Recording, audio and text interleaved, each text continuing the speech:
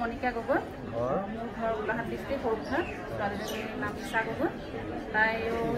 জন্মৰ পৰাই খেলাচিঙীয়া বেমাৰটো আছিলে জন্মৰ 3 দিনৰ পৰাই ডক্টৰে চিকিৎসা কৰা হৈছে কিন্তু ব্লাড দিয়াটো 3 বছৰ বয়সৰ পিছতহে দিছে ব্লাডটো মানে প্ৰত্যেক আপোনাৰ 20 দিন 25 দিনৰ মূৰে মূৰে দিব লাগিব ব্লাড দিয়ে থাকিব লাগিব ব্লাড দি 16 চনত অপাৰেশ্যনটাও কৰা হ'ল অপাৰেশ্যন কৰিলে ভাল হ'ব বুলি কৈছিলে তেনেকৈ ভালো নহ'ল 6 মাহৰ মূৰত দিলোঁ এটা ব্লাড আকৌ 4 মাহৰ তাৰপিছত আকৌ কণ্টিনিউ মানে মাহে মাহে 20 দিন 25 দিনৰ মূৰে মূৰে দিব লাগে ব্লাডেই দি থাকিব লগা তেনেকৈ এদিন ভতিজা ল'ৰাটোৱে এদিন ক'লে লকডাউনতে কৰোণা যে খুৰী এনেকুৱা ইউটিউবত আপুনি চাইছেনে চাৰ্চ কৰি মোক কি বস্তু নাই চোৱা মই একো নাজানো আপুনি বোলে এই প্ৰাৰ্থনা কি হ'লে বোলে এবাৰ যাব ভণ্টিলৈ এনেকুৱা অসুস্থবিলাক বোলে ভাল হয় বেমাৰ আজাৰ আপুনি চব ইউটিউব চাব সদায় কৰে মই সদায় ইউটিউবত চাওঁ প্ৰাৰ্থনা কৰোঁ লকডাউন খুলিলে মই আহি প্ৰাৰ্থনা কৰি যাই সুস্থ হ'ব ভাল হ'ব ঘৰতে মানে একদম সদায় হেৰি থাকোঁ তাৰ লাষ্ট অক্টোবৰ মাহত ব্লাড ল'ব লাগিছোঁ ব্লাড বোলে তাই কৈছে মা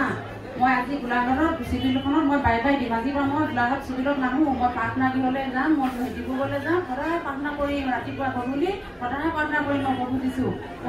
বিশ্বাস কৰিম সদায় মই গাই তেনেকৈ ছোৱালীজনীয়ে মোৰ মনটো দুখ লাগে সৰুৰ পৰা সদায় তাইও হস্পিটেলে ঘূৰি থাকিব লাগে ইখন হস্পিটেলৰ পৰা সিখন হস্পিটেললৈ কেতিয়াবা ব্লাড নাপাওঁ কেতিয়াবা হিন্দী নাপাওঁ মানুহৰ কিমান দিগদাৰ হয় তেনেকৈ ব্লাডৰ কাৰণে ছোৱালীজনী ভৱিষ্যতৰ কাৰণে মই আজি তাই জন্মৰ 3 দিনৰ পৰা মই চিকিৎসা কৰি পৰিত্ৰাণ নাপালোঁ এতিয়া মই প্ৰভু যীশুৰ ওচৰলৈ আহিলোঁ আজি 3 মাহে হ'ব ব্লাড দিব লগা হোৱা নাই তাই এতিয়া সুস্থ কোনো হেৰি নাই দুখ নাই কাহি ফূৰ্তি খোৱা বোৱা কোনো একোতে অশান্তি নাই স্কুল নাযাওঁ নকৰোঁ ভাগৰ লগা নাই ভাগৰ লাগিছে ভয় লাগিছে কিবা এটা মাক পাবলে কোনোবা এজন মোৰ কিবা এটা হ'লে আৰু মোক ভয় লাগিছে অকণ পিছত লোৱা উশাহ ল'ব পৰা নাই কিবা কিবি কয় তেতিয়া আজি 3 মাহৰ পৰা মই বহুত সুস্থ মানে বহুত হেৰিত মানে তাই ব্লাড ল'ব লগা হোৱা নাই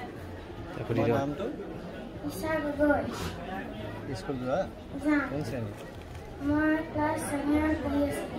এতিয়া সুস্থ হৈছে প্ৰাৰ্থনা কৰি থাকিব দেই আপুনি গুৰুজনক কিবা উপহাৰ হয় মই তাই গামোচাখন মই হেৰি আনিছোঁ টকা 1000 গুৰুজনক দিম কৈছোঁ মই তেনেকৈ মোৰ চুগাৰ আছিলে চুগাৰ 2 বছৰ হ'ল 2 বছৰত মই যোৱা বছৰ বেছি হৈ গ'ল মানে ডিঙিত মানে হেৰি লগা হৈ গ'ল মানে কিবা বলৰ দৰে এনেকুৱা হ'ল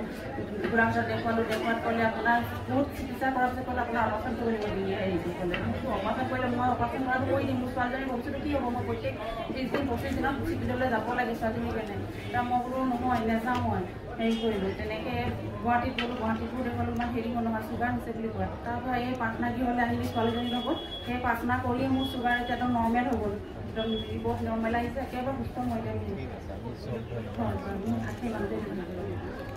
মোৰ নাম শান্তনা বৰা ঘৰ শিৱসাগৰত প্ৰভু যীশুৰ প্ৰশংসা হয়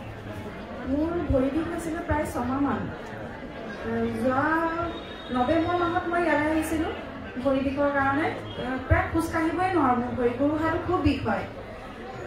নৱেম্বৰ মাহত যেতিয়া ইয়ালৈ আহিছিলোঁ প্ৰাৰ্থনা গৃহলৈ মোৰ তেতিয়া লেঙেৰাই আহিছিলোঁ আহি থিয় হৈ থাকোঁতে প্ৰাৰ্থনা কৰোঁতে মই কেতিয়া থিয় হ'লোঁ মই গমেই নাপাওঁ থিয় হ'লোঁ মই কেনেকৈ ভাল পালোঁ নিজেই গম নাপাওঁ আৰু সেইদিন ধৰি মোৰ ভৰিটো পাতল হৈ গ'ল শ্লাইড অকণমান আছে সেইকণো ভাবিছোঁ প্ৰভু যীশুৰ কিবা ভাল হ'ব আৰু মই আজি মোৰ গোটেই ঘৰৰ পৰিয়াল লৈ আহিছোঁ মোৰ জাজনী আহিছে তেওঁ নিজৰ আছে সাক্ষ্য দিব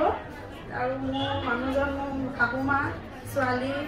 সকলোকে ভতিজাহঁতক লৈ আহিছোঁ প্ৰত্যেকৰ নিজৰ মানে আছে মানুহজনো অলপ অসুস্থ হৈ আছে শাৰীৰিকভাৱে আৰু সেইকাৰণে প্ৰভু যীশুৰ ওচৰলৈ আহিছোঁ আশীৰ্বাদ কৰিবলৈ